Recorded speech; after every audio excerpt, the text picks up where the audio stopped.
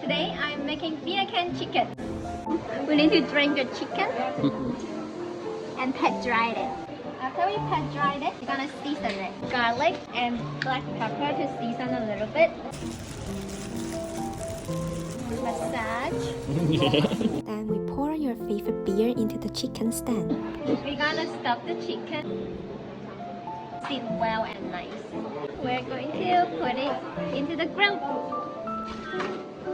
I made a special sauce for Korean style beer can chicken. Halftime check. Alright. Look at that, Wow, it's looking good. Now it's ready. Whoa. Chicken is here.